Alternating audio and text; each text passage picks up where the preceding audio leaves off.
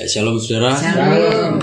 Kita lanjut ya. Kejadian 18 ayat 16 sampai 19. Tempo hari kita renungkan tentang Abraham ya, yang Tuhan mendatangi Abraham waktu itu ya. Tuhan beserta para malaikatnya dijamu sama Abraham ya. Terus menubuatkan bahwa bukan cuma menubuatkan tapi bahkan menetapkan bahwa tahun depan kamu pasti punya anak. Nah, ini makan-makannya sudah selesai.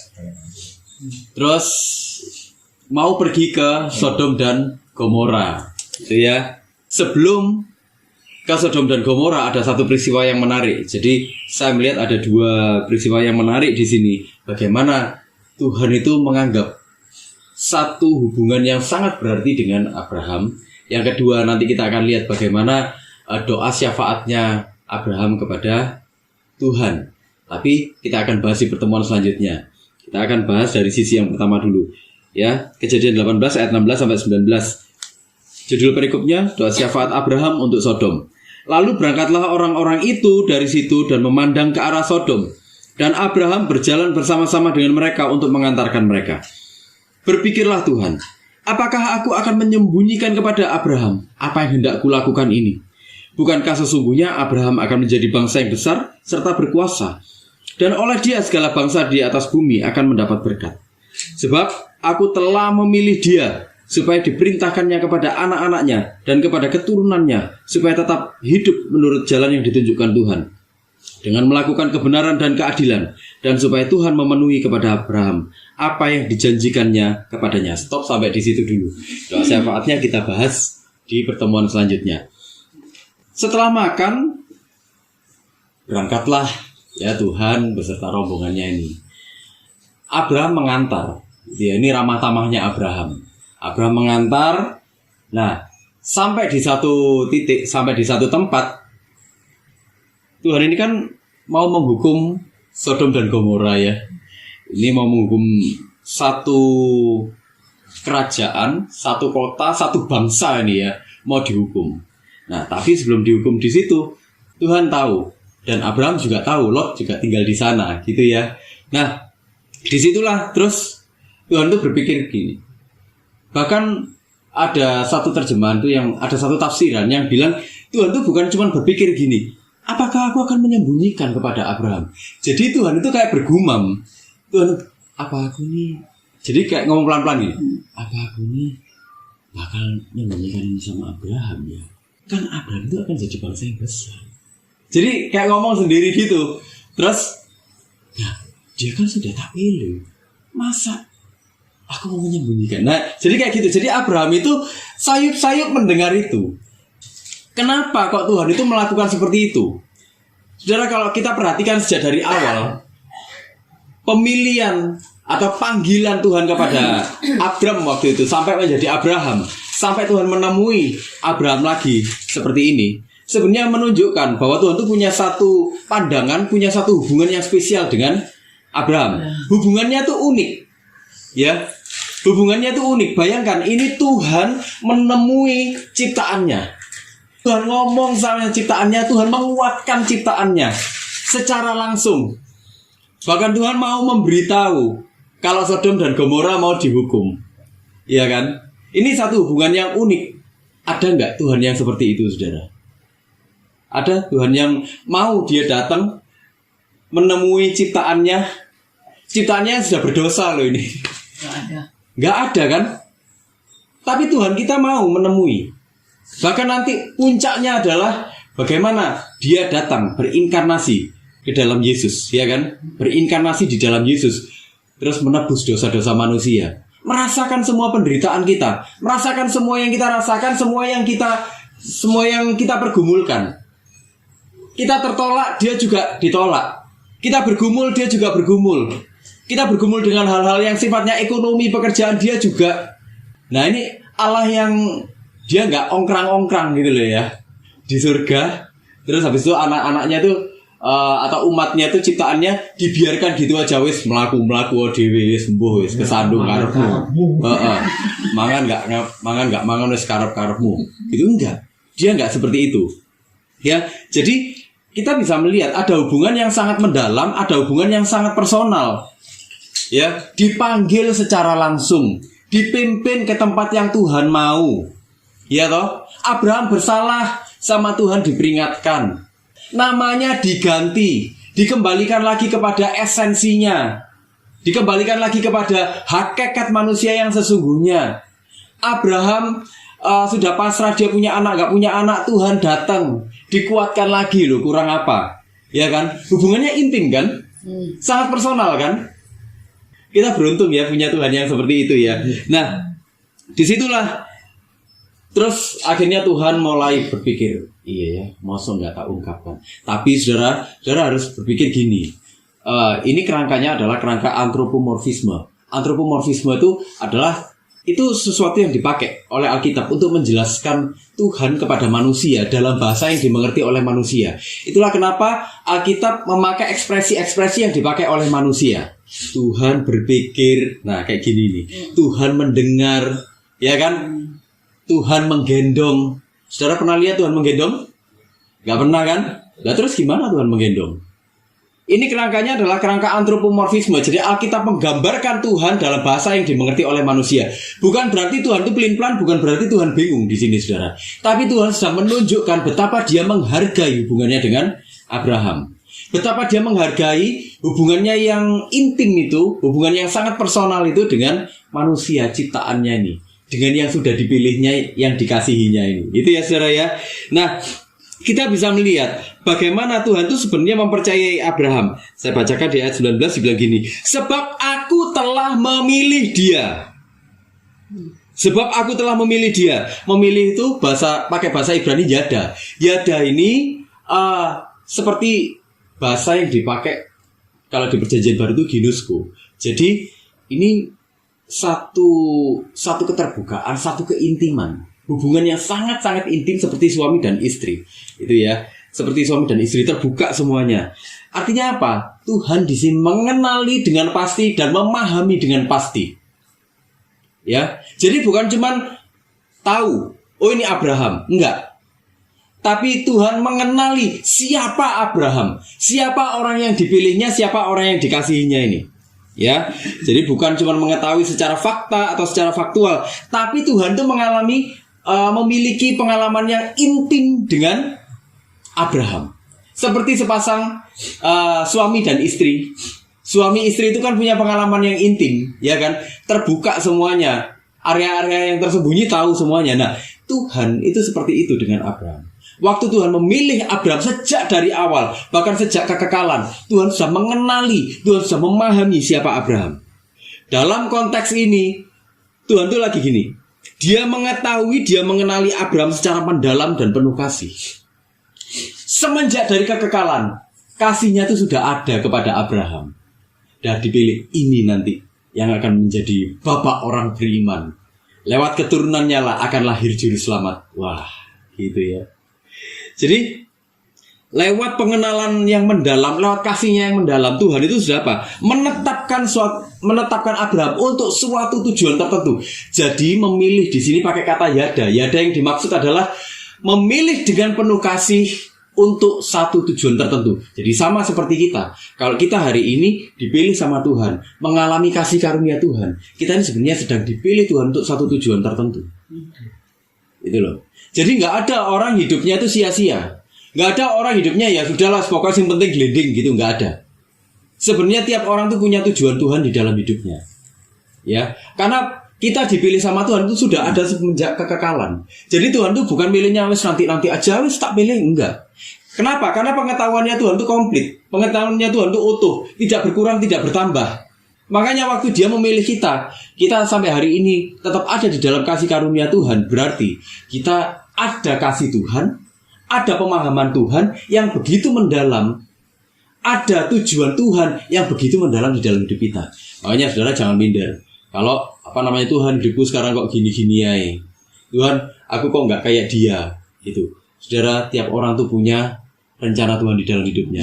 Ya, jadi sampai di sini kita bisa memahami ya. Nah, Abraham dipilih oleh Tuhan untuk apa? Untuk melalui dialah akan lahir orang-orang beriman. Melalui dialah, melalui benih-benih imannya ini akan ada orang-orang yang beriman seperti Abraham. Melalui benih-benih imannya Abraham akan ada orang-orang yang nantinya mengalami kasih karunia. Gitu, hebat ya. Jadi pandangannya Tuhan itu sudah jauh ke depan. Kita belum ada, Tuhan sudah tahu. Tuhan sudah menetapkan semuanya. Gitu loh saudara ya.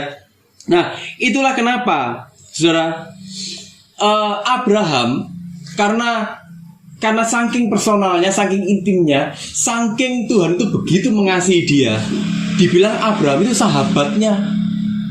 Gitu loh. Alkitab mencatat Abraham adalah sahabat Allah. Saya ingin bacakan di 2 Tawarik 20 ayat 7, saudara. Saya bacakan. Bukankah engkau Allah kami yang menghalau penduduk tanah ini dari depan umatmu Israel dan memberikannya kepada keturunan Abraham, sahabatmu itu, untuk selama-lamanya.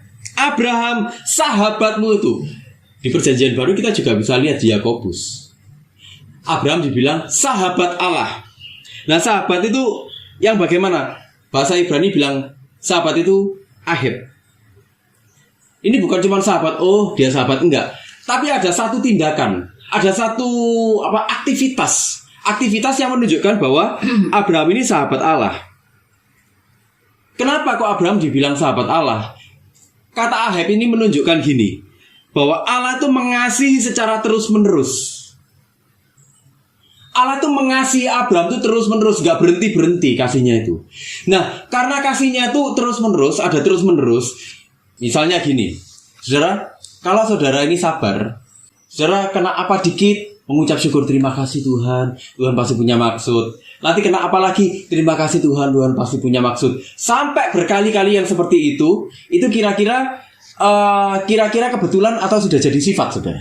Sudah jadi sifat, ya, sudah jadi karakter ya. Kalau orang itu dikit-dikit dengar kabar, misalnya ini diajak guyonan ngamuk. Diajak guyonan ngamuk, mungkin gak berkenan. Nanti ketemu lagi, salah dikit ngamuk, kesenggol dikit ngamuk. Nah, saudara, kalau dia ngamuknya terus-terusan itu kebetulan atau karakter? Karakter. Nah, saudara, sama dengan yang terjadi pada Abraham. Waktu dibilang dia ahibnya Allah. Ahibnya Allah. Allah mengasihi dia terus-menerus sampai itu menjadi suatu karakteristik bahwa Allah mengasihi dia. Kalau Allah mengasihi kita, kalau dibilang Allah mengasihi kita, Allah mengasihi Kohin misalnya, Allah ahib dengan Kohin. Artinya Allah mengasihi tindakan Allah, tindakan kasihnya Allah itu terus-menerus ada atas Kohin sampai itu menjadi satu karakteristik kasih di dalam hidupnya Kohin. Kalau itu sudah jadi karakteristik itu bisa mudah nggak mengubahnya? Enggak kan? Artinya apa? Itu terus-menerus seperti itu. Kalau Tuhan sampai mengasihi Kohin, artinya apa? Tuhan itu mengasihinya terus-menerus. Dan itu nggak akan berubah, gitu aja. Jadi kalau Allah itu sudah mengasihi kita, sampai hari ini Allah mengasihi kita, artinya itulah karakteristiknya Allah di dalam hidup kita. Karakter itu tidak akan berubah, gitu aja. Ya. Nah, tapi karena ini Allah yang mengasihi, dia adalah kasih itu sendiri. Artinya apa? Kasihnya sempurna di dalam hidup kita. Nah, itulah ya saudara ya. Makanya ini ada urut-urutannya. Kenapa kok Abraham itu dijadikan sahabat Allah? Gitu ya. Jadi urut-urutannya itu sudah ada dari kekekalan. Abraham dipanggil, Abraham mengalami keintiman dengan Tuhan. Tuhan secara spesial mentreatment Abraham sebagai orang yang dipilih sama dia. Kenapa? Karena Tuhan sudah mengasihi, karena Tuhan sudah punya rencana sama dia. Itulah kenapa Tuhan mentreatment Abraham dengan kasih. Kenapa kok ditreatment dengan kasih? Dia sahabatnya. Kalau Tuhan sudah mengasihi, kasihnya nggak akan berubah atas Abraham loh, iya toh? Nah, urut-urutannya seperti itu, saudara. Itulah kenapa saudara-saudara jangan ini dalam kehidupan ini ya, kadang-kadang loh kita itu menyerah memangnya. Oh, namanya manusia ya, saudara ya. Kadang kita ini kita ini kan hidup dalam daging, mengalami rasa sakit, ya kan? Dalam rasa sakit pun kasihnya ada penyertaannya. Kita akan melihat bahkan dalam rasa sakit kita akan tiba-tiba ketemu ada orang yang menguatkan kita mungkin. Ada situasi yang mungkin menguatkan kita. Mungkin nggak melepaskan kita dari pergumulan itu. Mungkin nggak melepaskan kita dari masalah itu. Tapi itu menguatkan kita, memberi kita kelegaan. Sampai akhirnya tanpa kita sadari, ternyata kita melalui itu ya. Dan tanpa kita sadari, akhirnya keyakinan kita kepada Tuhan, iman kita kepada Tuhan itu bertambah. Saya sering tanya kan, saudara hari ini masih bergumul nggak? Ayo, pergumulannya masih sama nggak? Ada yang masih sama, ya kan? Ada yang ganti. Oh, ada yang ganti. Ada yang masih ada ditambahi. Iya toh? Tapi keyakinan saudara kepada Tuhan bertambah nggak hari ini? Bertambah. Saudara nggak meninggalkan Tuhan kan? Nggak ada yang murtad hari ini? Aman semua? Terkendali? Paling bantal ngomel. Lah, iya. Nah, saudara ngomel habis itu kembali kan sama Tuhan? Nah, kenapa? Karena sebenarnya di dalam hati saudara, di dalam roh saudara, saudara mengetahui bahwa Tuhan sudah mengasihi saudara. Gitu loh. Kita nggak bisa mempertahankan iman ini sendirian. Tuhanlah yang memberi kita ini kekuatan untuk mempertahankan iman. Kalau kita mempertahankan iman sendiri, sejak dari awal kita sudah punya alasan untuk meninggalkan Tuhan. Kita nggak akan pernah jadi sahabat. Abraham juga nggak akan punya nggak akan punya status sahabat Allah semenjak dari awal. Mungkin dia merasa dibohongi mungkin. Bukti jari ini kayak anak sampai tuwir, iya kan? Kaspo tok, nggak mungkin kalau orang Surabaya ngomong kaspo gitu ya. Kaspo tok wes nggak mungkin. Kaspo tuh bohong, omong kosong, ujung tok, ya kan? Hoak, betul hoak gitu ya. Sampai istriku menopause, sampai aku sudah seperti ini, ya wes gak ono jebusi. Nah, Abraham pun punya alasan untuk meninggalkan Tuhan, tapi dia tidak melakukannya. Kenapa? Karena dia tahu di dalam hatinya yang paling dalam Tuhan memilih dia. Nah, disinilah Tuhan menegaskan. Alkitab memberi satu penegasan, ya. Nah, saudara, kita harus tahu gini. Abraham itu dipilih, itu bukan dipilihnya tuh kayak dicomot gini. Ini ada barang gini ya. Ini ada barang, ya sikielah terus ditaruh kayak gini. Enggak. Kalau kita pilih barang, begitu dipilih, ditaruh di rumah, apa yang terjadi, saudara? Digeledak, bener kan? Ada nggak barangnya diajak-ajak ngomong gitu? Gak ada kan? Nah, kalau kita milih barang seperti itu, sama kayak kalau saya beli mainan, saudara ya. Saya kalau beli mainan, itu ya, saya beli mainan gitu, itu tak pilih sampai jelimet, saudara. Cari ini mana yang terbaik, gitu ya. Saya cari mana yang langka lah, mana yang special edition lah. Saya pilih, gitu. Begitu barangnya sampai, saya senang, saudara. Begitu, jangankan barangnya sampai, begitu saya check out, deal, gitu ya. Pesanan Anda diproses. Wih, itu saya sudah sewenang, saudara. Begitu pesanan dikirim, saya lebih senang lagi. Tak lihat sampai di mana, gitu, ya toh? Senang saya. Begitu sampai di rumah, saya senang. Saya buka ininya, bungkusnya, saya senang. Akhirnya dapat barang ini, impianku sewenang, gitu. Begitu saya taruh di rak mainan, del. Tiap hari cuma saya lewati. Iya kan? Senangnya cuma itu aja. Senangnya cuma itu aja. Nah, tapi Tuhan itu memilih Abraham dan memilih kita semuanya. Itu nggak kayak milih barang ditaruh gini, enggak. Jadi Tuhan itu memilih, ya. Memilihnya itu gini. Kalau barang digunakan tanpa kasih, kalau manusia dipilih, ini dia diambil, dikhususkan. Kalau kita pelajari di karya penciptaan kapan hari ya, manusia itu diciptakan itu untuk Tuhan sendiri. Untuk apa? Untuk dipeluk sama Tuhan sendiri, digenggam sama Tuhan sendiri. Dikuduskan, itu kan berarti dipisahkan. Dipisahkan itu berarti dikhususkan untuk dia sendiri. Kalau kita ini dibilang kuduslah kamu sebab aku kudus, terpisahlah kamu sebab aku juga terpisah dari dosa. Dan kamu itu untuk aku sebenarnya. Jadi kalau kita ini dipilih sama Tuhan, artinya kita ini sudah sebenarnya tuh dipeluk gini sama Tuhan. Nah, kalau kita pelajari dari karya penciptaan manusia itu dikhususkan untuk Tuhan itu untuk apa sebenarnya? Konteksnya untuk persekutuan dengan Tuhan, gitu loh. Iya, untuk memuliakan Dia. Itulah kenapa kalau kita lihat lewat keturunannya Abraham, apa yang terjadi? Bangsa-bangsa akan diberkati. Kalau kita perhatikan dengan tujuan penciptaan, beranak cuculah, berkembang biaklah, ya kan? Waktu itu kita pelajari filosofinya apa? Yang seperti kamu yang serupa segambar dengan Tuhan ini harus tambah banyak, memenuhi bumi. Gak cuma 1-2 orang aja, tapi harus jadi satu masyarakat yang serupa segambar dengan Tuhan. Nah, maksudnya itu gitu. Sama dengan ini. Dan olehmu semua bangsa-bangsa di muka bumi itu akan mendapatkan berkat.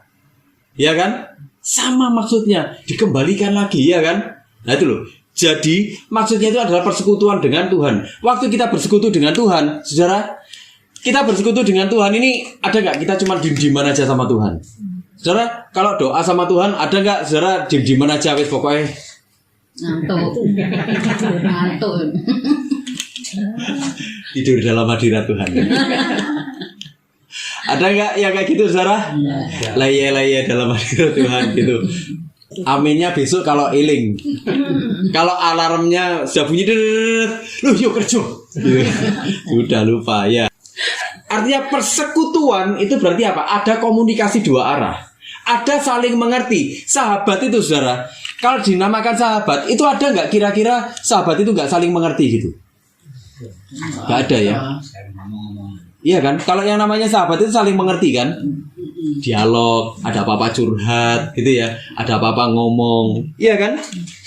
Itu loh. Jadi itulah Allah memilih tapi juga menyatakan kasih dalam hubungan yang sangat personal. Artinya apa? Dalam persahabatan ini, lihat bagaimana Abraham itu dipercaya sama Tuhan, dipercaya untuk satu janji, dipercaya untuk satu rahasia. Nanti kita akan lihat rahasia apa? Sodom dan Gomora mau dimusnahkan, Abraham diomongi loh. Bisa nggak Tuhan nggak ngomong sama Abraham? Oh bisa, ya kan? Tiba-tiba aja Abraham jadi, loh, Sodom dan Gomora hancur. Bisa kan? Tapi Tuhan memilih untuk ngomong sama Abraham. Ada nggak ini diomongkan sama orang lain selain Abraham di sini? Nggak ada. Berarti apa? Tuhan mempercayai Abraham nggak? Mempercayai, spesial dia. Itulah orang-orang yang dipercayai oleh Tuhan. Itulah orang-orang yang menjadi sahabatnya Tuhan. Itulah orang-orang yang dipilih sama Tuhan. Nah itu saudara. Makanya saudara, hidup ini memang keras. Tapi kalau kita nggak sama Tuhan, kita kerasukan saudara. Iya gitu loh. Saudara, saya akan bacakan di Yohanes 15 ayat 14 sampai 15. Saya berharap ini akan semakin menambah kejelasan kita ya. Gini, Yohanes 15 ayat 14 sampai 15. Kamu adalah sahabatku jikalau kamu berbuat apa yang kuperintahkan kepadamu. Ini unsur ketaatan saudara ya. Jadi persahabatan itu bukan berarti sembrono gitu ya. Bukan berarti sembrono wos kocok dewe kocok plek, enggak. Tapi Tuhan juga menuntut satu ketaatan. Di ayat 15, aku tidak menyebut kamu lagi hamba, sebab hamba tidak tahu apa yang diperbuat oleh tuannya. Tetapi aku menyebut kamu sahabat, karena aku telah memberitahukan kepada kamu segala sesuatu yang telah kudengar dari Bapakku. Saudara, hamba itu dolos, budak. Saudara, kalau saudara, misalnya, ini kita nggak usah ngomong budak lah ya, kita ngomong pembantu misalnya. Saudara punya pembantu, ada nggak saudara ngomong rencana-rencana saudara sama pembantu? Nggak ada ya. Kita mau nyekolahkan anak kemana? Nah, dialognya cuma sekedar tentang masakan. Mbak, nanti masak ini ya. Aku senengani ini soalnya, ya toh. Mbak, nanti ada tamuku datang ke sini. Nanti tolong bersenono, ya kan? Yang diketahui oleh budak atau hamba itu apa? Atau pembantu lah, misalnya pembantu. Yang diketahui apa? Perintah, ya kan? Cuman sekedar perintah aja. Dia memahami nggak isi hatinya ini tuannya? Enggak ya. Yang dia tahu cuman dia diperintah, dia harus taat. Dia nggak taat, gajinya dipotong. Kalau zaman dulu dia bisa dieksekusi, ya kan? Kalau budak di zaman dulu. Kalau sekarang gaji dipotong misalnya, atau paling get kita dikeluarkan, ya kan? Dikeluarkan. Tapi tidak dengan sahabat. Sahabat itu filos di sini dibilang filos. Filos itu apa? Filos itu artinya dia dikasihi, punya hubungan yang dekat. Artinya apa? Dalam konteksnya ini, sahabat itu memiliki akses kepada pewahyuan dan pemahaman tentang pribadi Allah, tentang pribadi sahabatnya. Itulah kenapa kalau kita jadi orang Kristen, terus kita ini nggak mau mengenal Tuhan, kita rugi. Seorang Kristen itu harus semakin dewasa di dalam Tuhan. Dan karena dia semakin dewasa, dia harus semakin memahami Tuhan. Banyak orang ikut Tuhan 20 tahun, 30 tahun, bahkan 40 tahun. Tapi kekristenannya itu kekristenan yang anak-anak. Dia cuma tahu meminta dan meminta. Dia nggak pernah mencoba memahami Tuhan itu mau apa di dalam hidupku. Padahal konsep Tuhan tentang kekristenan itu harus bertumbuh. Dari kamu dipanggil, kamu mengalami Tuhan. Kamu mengalami secara intim dengan Tuhan. Pemahamanmu, pewahyuanmu tentang Tuhan itu harus semakin bertambah. Itulah kenapa banyak orang itu kalau sudah misalnya ketemu setan, itu yang dilakukan dia apa? Lari dulu kan? Bener gak? Lari dulu. Yang kedua apa? Cari pendeta. Bener gak saudara? Padahal setan itu yang ditakuti siapa? Yesus. Setan takut gak sama pendeta? Enggak takut, bukti ini itu ditempiling. Oh iya toh? Artinya apa? Setan enggak takut sama status sebagai pendeta. Enggak takut setan. Enggak ada takut-takutnya. Setan itu kurang ajar kok. Setan itu memangnya. Dia itu dari awal memang sudah kurang ajar kok. Jadi Tuhan aja loh saudara. Waktu di pencobaan itu, pencobaan 3 hari di padang gurun, ya, atau pencobaan 3 kali pencobaan di padang gurun. Bukan 3 hari, 3 kali pencobaan di padang gurun. Bagaimana dia itu di hari terakhir dia nyuruh Tuhan itu menyembah dia, gak kurang ajar itu, ya toh. Jadi memang bakat kurang ajarnya ini memang sudah paripurna, sudah. Sudah orang nggak percaya Tuhan bisa nggak nyanyi lagu-lagu penyembahan? Bisa. Iya, setan aja bisa. Iya kan? Iya. Di beberapa kesaksian bahkan setan tingkat atas. Nah, iya. Iya. Bahkan setan tingkat atas itu bisa menyebut Yesus, berani dia menyebut, gitu ya. Nah, makanya sebenarnya letak kekuatan kita tuh ada pada apa? Bukan ada pada status, bukan ada pada lamanya kita jadi Kristen, tapi ada pada pengenalan kita akan Tuhan. Bahkan waktu kita bukan pendeta, saudara. Bahkan waktu kita dianggap istilahnya itu kelas dalam pelayanan kita kelas bawah gitu ya. Kelas PAUD lah, kelas embek lah gitu ya. Kita dianggap kelas newbie lah, pemula awam, pengintil lah. Saudara, kalau kita punya pewahyuan yang benar tentang Tuhan, kita waktu bilang di dalam nama Yesus engkau keluar, dia keluar. Ya kan? Makanya waktu Tuhan itu bilang gini, kalau engkau punya iman, engkau berseru kepada gunung ini pindah, dia akan pindah.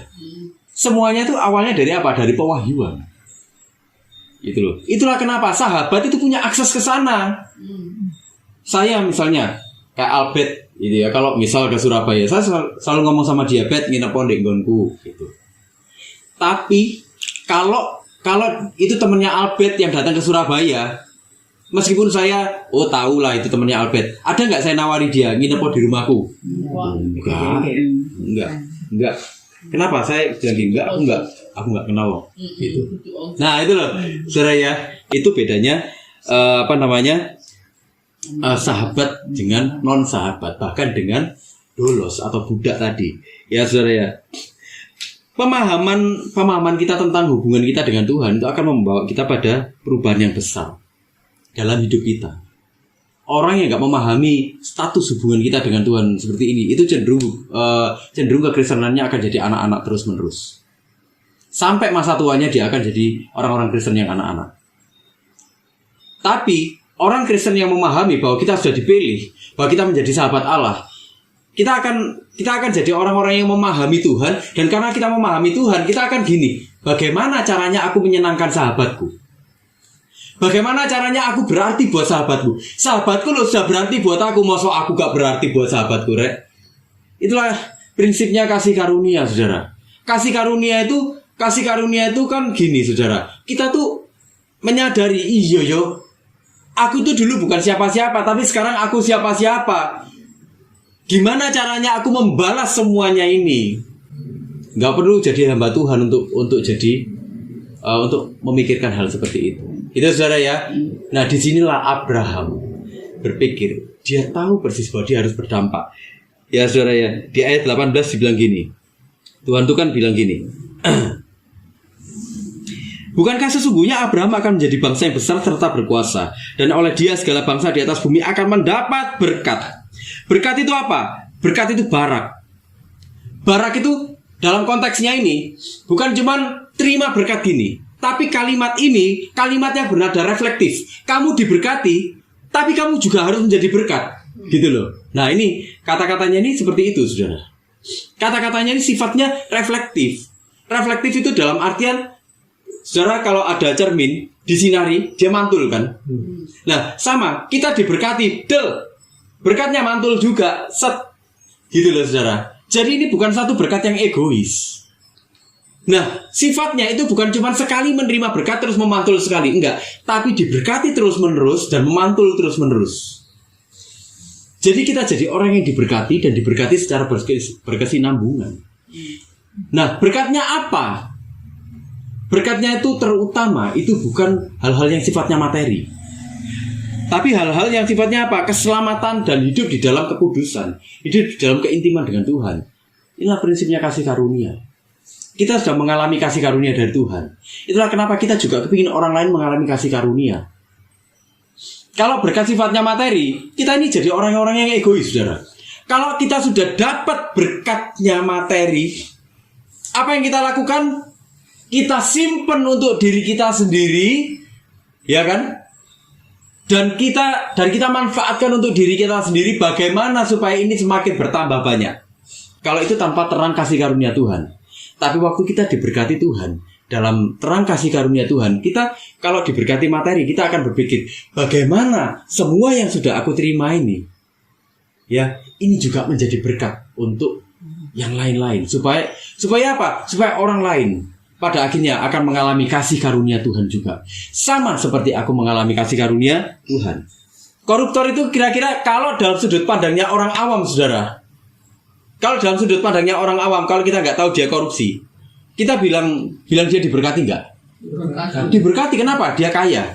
Betul kan? Kita nggak tahu kalau dia kekayaannya diperoleh dari mengambil haknya orang lain, merampas haknya orang lain.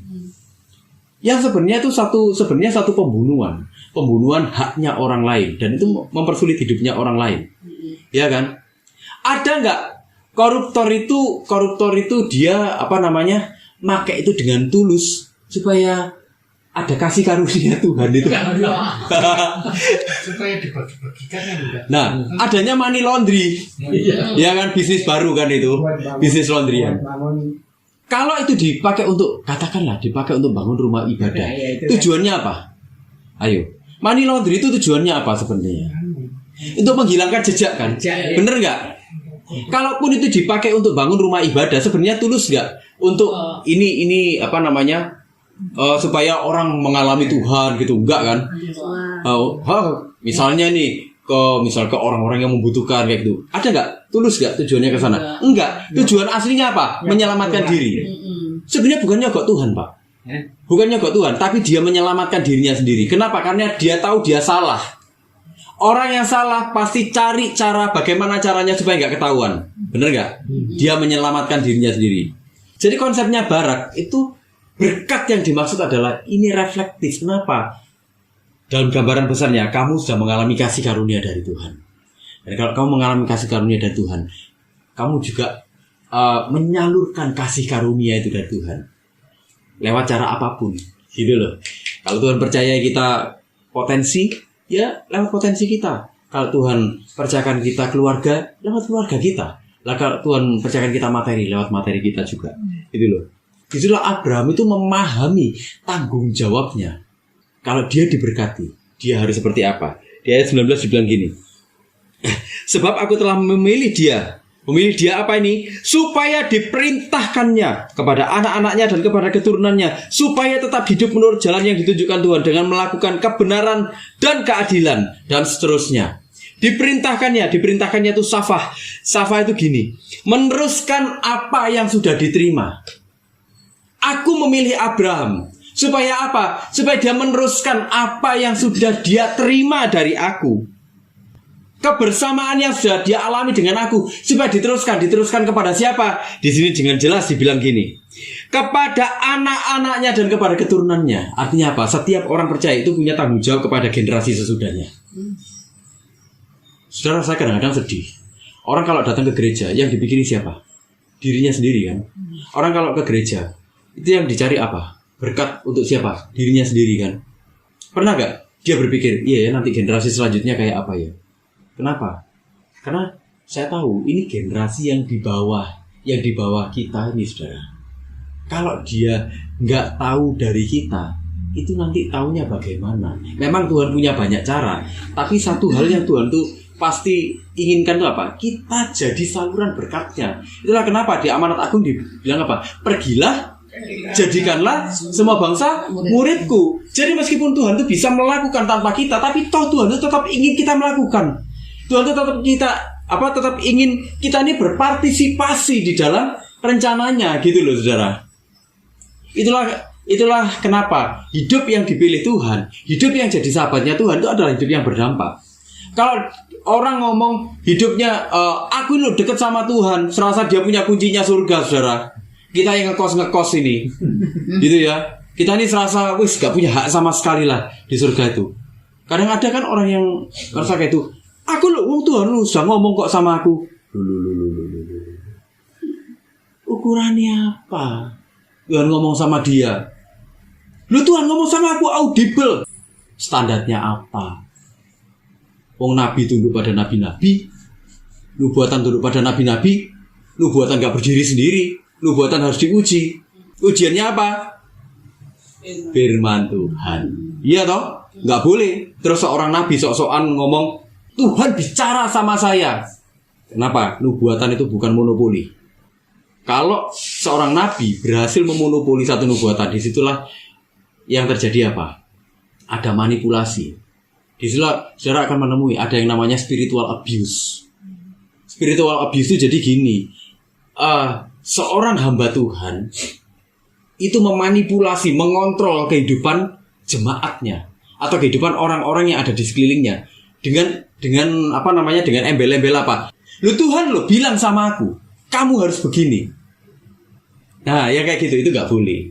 Saudara gini, merefleksikan dan meneruskan karakter ilahi kepada generasi selanjutnya itu sebenarnya ada satu kehormatan untuk kita. Jadi Alkitab lagi menunjukkan kamu loh, kalau sampai dipilih sama Tuhan, ada rencana Tuhan di dalam hidupmu itu nggak untuk nganggur-nganggur, gitu loh. Tapi kamu harus meneruskan, bukan cuma kepada sekelilingmu, tapi sampai kepada generasi setelahmu. Dan itulah adalah satu kehormatan. Kenapa? Ya karena memang Tuhan maunya seperti itu, gitu loh, saudara. Tuhan bisa nggak melakukan sendiri? Oh, bisa aja. Wong kalau nggak ada yang mau memuji Tuhan, Tuhan bisa pakai batu, ya kan? Tapi Tuhan nggak mau yang seperti itu. Tuhan ingin manusia terlibat. Kenapa? Karena dalam pandangan Tuhan manusia itu diciptakan untuk bersekutu dengannya, untuk intim dengannya, ngobrol-ngobrol dengan Tuhan, bersekutu dengan Tuhan, akrab dengan Tuhan, gitu loh, saudara. Jadi saudara, saya ingin katakan gini, hari ini kita masih hidup gak ini? Hidup, masih nafas semuanya, lancar, nafasnya, nggak ada yang mengi, saudara, nggak ada yang sesek dikit ya, nggak ada. Nah, saudara, hari ini, saudara masih ikut Tuhan nggak? Ikut Tuhan. Kalau nggak ikut Tuhan, saya nggak di sini ya, ya pasti ya. Nah, saudara kalau masih ikut Tuhan, masih bernafas bahkan, saudara, ingatlah ada rencana Tuhan dalam hidup kita semuanya. Artinya apa? Saudara spesial di mata Tuhan. Kalau saudara ada rencana Tuhan, rencananya bukan untuk diri sendiri, tapi untuk kemuliaan Tuhan, untuk sekeliling kita, untuk generasi setelahnya. Banggalah, berbahagialah dengan itu. Amin, saudara. Yuk sama-sama kita berdoa.